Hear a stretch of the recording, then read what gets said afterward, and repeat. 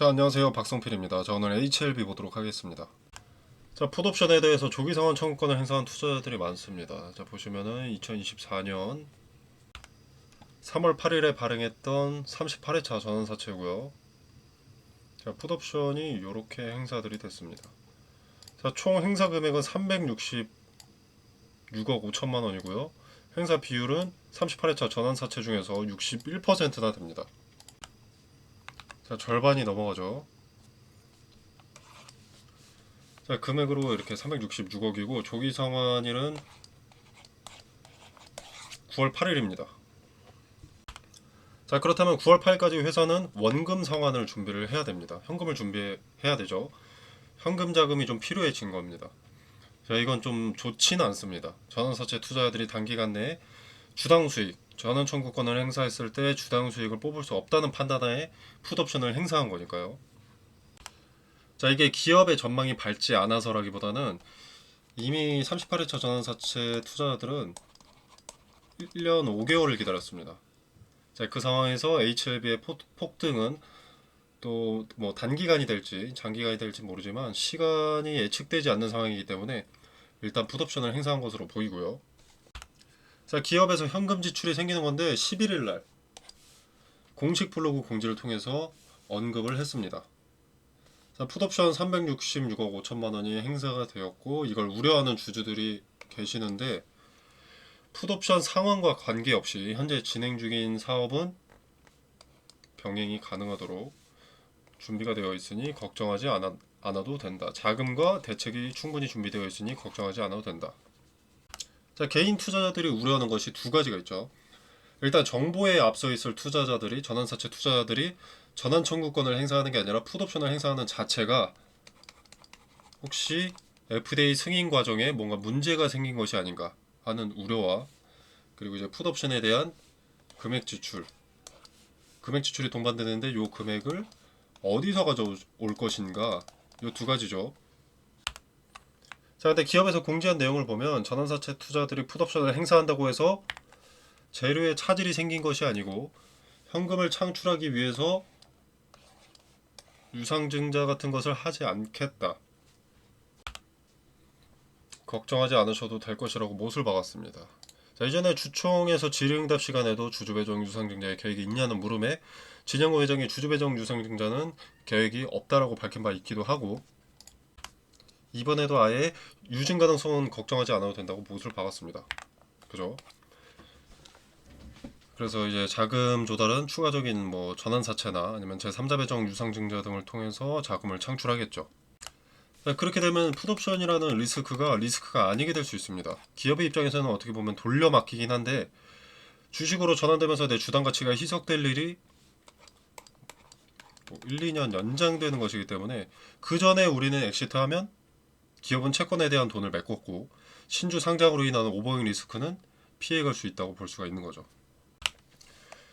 자, 최근 이런 하락들이 풋옵션 때문에 발생을 했거든요. 근데 대책이 있고 풋옵션에 대한 자금 조달을 어렵지 않게 해결할 수 있다면 오히려 전환사채라는 요 리스크 자체가 최소한 1년이 연장되는 것이기 때문에 금세 박스권 내로 다시 재진입할 수 있다고 보여집니다.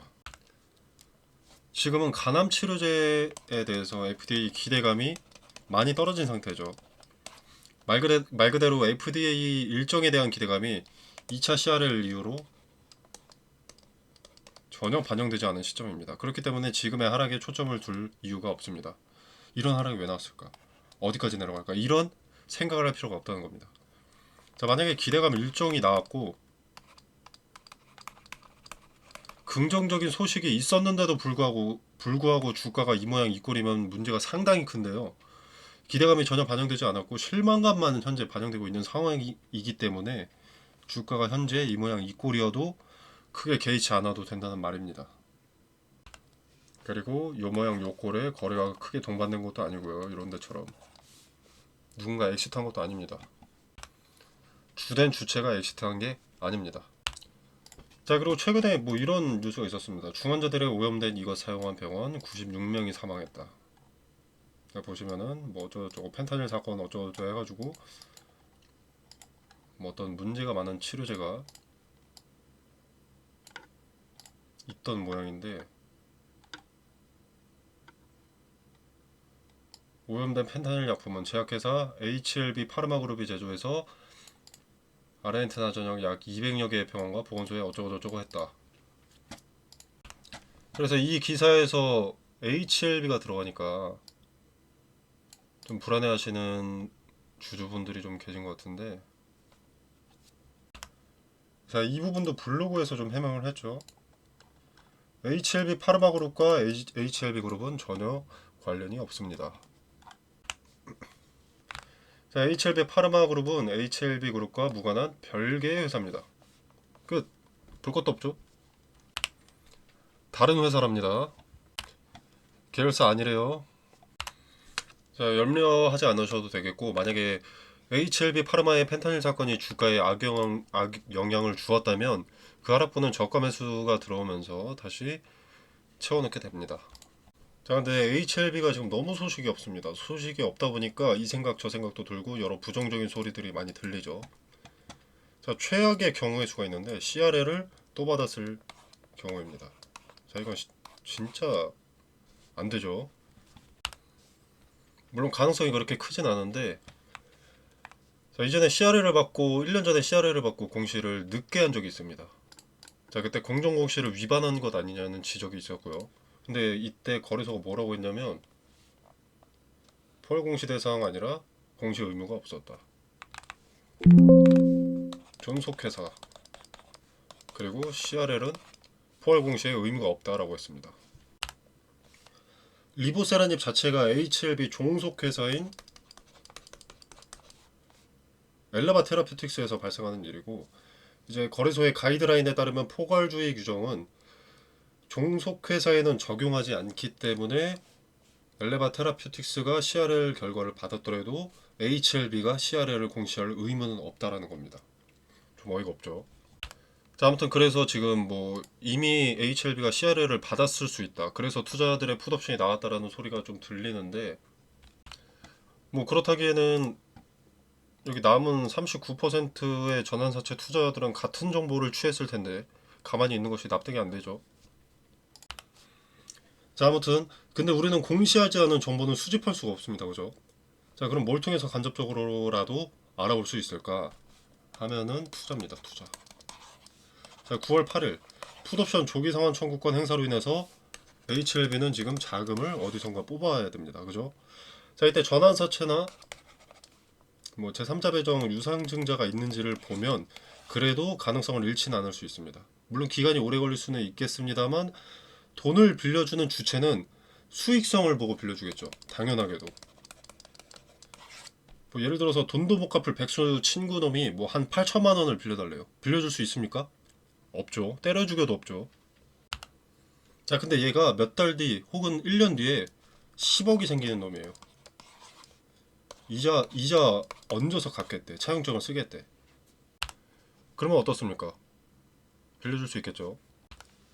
자, 그래서 얘네가 자금 조달을 받는 자체가 비전이 있다. 주식으로 전환할 수 있는 채권을 담보로 돈을 빌려준다는 자체가 주식 수익률이 어느 정도 나오겠구나. 계산이 끝나야 투자를 하지 않겠습니까? 그리고 또 HLB에서 접근할 수 있는 가장 앞선 정보를 토대로 자금 조달을 요구하지 않겠습니까? 밑도 끝도 없이 만약에 CRL을 받았는데 우리 CRL 받았지만 내년에 꼭 성공시킬 거다. 리보사라님 성공한다. 투자해라. 이러면 CR도 안 맥히겠죠. 그래서 9월 8일에 이 풋옵션 조기 상환 청구권에 대해서 상환을 해야 될 텐데 그 자금을 뭘로 끌어왔느냐, 어디서 끌어왔느냐, 그것을 좀 지켜보는 것이 좀 필요하다고 생각이 듭니다. 그리고 공지에서 자금과 대책은 충분히 준비가 되어 있다. 좀 자신감을 내보였고요. 신약 승인은 결국 시간의 문제다.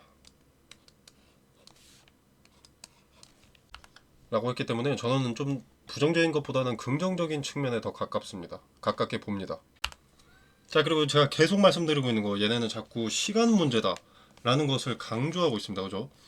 자, 근데 이렇게 시간 문제를 강조하고 있는 게 항소제약에서 620억이었나요? 690억이었나요? 아무튼 지멘스 MES 시스템을 도입을 했습니다. 도입이 아니라 이 시스템으로 교체를 했죠. 이것은 CMC 문제 대응 방안이었던 거죠. 자, 근데 이게 시스템 하나 뚝딱 교체한다고 해결되는 게 아니고 결국 데이터가 쌓여야 됩니다. 이 데이터가 쌓여야 하기 때문에 FDA는 일정 기간 동안의 데이터를 요구했을 것으로 추측이 되고요. 일정 기간. 그 기간간의 데이터가 쌓이기를 현재 기다리고 있기 때문에 자꾸 시간 문제다 라고 강조하는 것 같습니다. 참고로 이 지멘스 MES 시스템은 FDA에서 신뢰하는 자동화 시스템이라고 하고요. 항서제약은 작년에 FDA 감독관 출신을 영입한 사실이 있다는 것이 이 내용의 신뢰도를 올려준다고 생각합니다. 자, 그리고 또 하나 말씀드리고 싶은 게 클래스 1, 클래스 2 여부 있죠. 자, 이거 좀 길어지긴 할 수도 있지만 저는 클래스 2가 나와도 나쁘지 않다고 보는 게, 자, 보시면 요 리라푸그라티닙 있죠. 자, 이 리라푸그라티닙의 첫 번째 타깃인 담간암 NDA, 요게 보수적으로 봤을 때 내년 1월에 진행이 될 것이다. 지금 시점에서 6개월이면 2월이거든요. 만약에 이렇게 되면 리라푸그라티닙이랑 간암 치료제랑 제로 송출 시점이 같게 됩니다. 이렇게 되면, 자, 그럼 더 폭발적인 상승, 더 강력한 매수세가 가능하다고 보거든요. 자, 물론 현재 상황만 놓고 봤을 땐 클래스 1이 더 가능성이 높고 이게 최상의 시나리오라고 생각하긴 하는데, 클래스 2가 나오더라도 나쁘지 않다고 봅니다. 물론 클래스 2가 나오면 단기간은 당연히 주가가 좀 빠지고 매수세가 적어질 수 있습니다만, 결국 재료 송출 시점이 오면 하락했던 것만큼 더 압도적인 상승세가 나오기 때문에 크게 걱정할 필요가 없다고 봅니다. 자, 그래서 결론은 뭐 객관적으로 주가 자리는 당연히 좋진 않으나 뭐 여태까지와 다르지 않게 일단은 지켜봐야 할 시점이라고 보고요. 자, 차트에서 지켜봐야 될 것은 이제 요 박스권 내로 다시 재진입을 하는가 좀 지켜봐야 됐고, 재진입 시도가 있는가를 먼저 보고 이후에 재진입 하는가를 좀 지켜봐야겠고, 요 박스권 하단에 처음에 이렇게 터치를 했을 때 분봉에서 거래가 얼마나 동반되느냐를 보면서 주도 주체의 의도를 파악하는 것이 중요하겠습니다. 차트 외적으로는 이제 9월 8일 풋옵션 행사에 의한 자금을 어디서 끌어오는지, 투자를 받는지, 그러니까 뭐 제3자 배정 유상증자나 전환사채나 뭐 어쨌거나 자금 조달을 받으면, 투자를 받으면 공시가 뜰 거 아니겠습니까? 그 공시가 뜨는지를 좀 지켜볼 필요가 있겠습니다. 자, 그리고 우리가 쉽게 지나치는 것 중 하나인데 HLB와 항서제약이 서두르지 않고 타입 A 미팅을 먼저 요청한 이유가 확실한 승인 가능성을 확보하기 위해서라고 했습니다. 자, 진양권이 사기꾼이고 리보세라닙으로 해먹을 만큼 해먹었다고 하시는 분들 많은데, 임상 3상에 성공한 치료제가 사기일 수는 없습니다. 업계에서도 간암 치료제의 효과와 안전성이 우수하다라는 평가를 하고 있기 때문에 CMC 문제만 완벽하게 해결해낸다면 승인은 예정된 수순이라고 봅니다.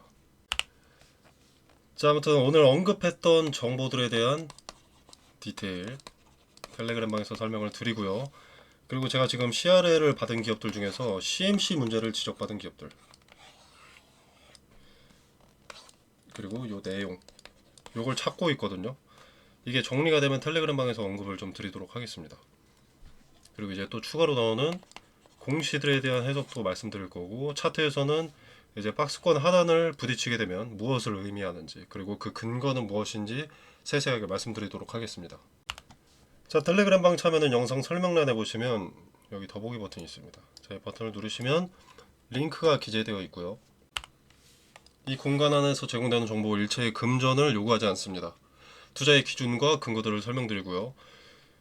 HLB 개별 종목 대응 이외에도 이제 추천 종목 언급드립니다. 그래서 여러분이 뭘 사야 될지 모르겠다면 추천 종목도 한번 참고해 보셔도 좋을 것 같고요. 자, 그리고 검색기 인터넷에 검색을 해보면 종류가 너무 많이 나옵니다.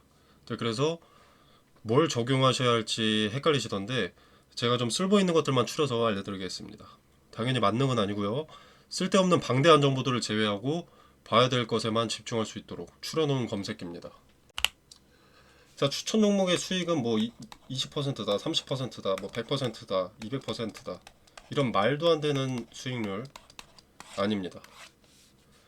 하루에 뭐 2에서 3%, 3에서 5%, 잘나면 뭐 10%, 아주 운이 좋으면 30%도 될 수 있겠죠. 그런 것이고, 뭐 당연히 매번 수익 종목인 것도 아닙니다. 손실일 때도 있습니다. 당연히. 자, 그러나 방망이 짧게 주고 손절 라인을 타이트하게 잡아서 리스크를 최소한으로 가져가고요. 이렇게 리스크 적은 종목으로 매매 연습을 하시면서 소소하게 용돈 챙기는 목적이 더 큽니다. 당연히 무료 추천 주니까 부담 없이 지켜만 보셔도 상관이 없습니다. 관심 있으신 분들은 한번 참여해 보시면 되겠고요. 자, 저는 HLB에 대한 차트 그리고 뉴스 등의 자료를 더 수집하고 정보의 정확도를 높여서 빠르게 전달드리도록 하겠습니다. 자, 오늘 영상 여기까지고요. 연휴 잘 보내시길 바라면서 마무리하겠습니다. 감사합니다.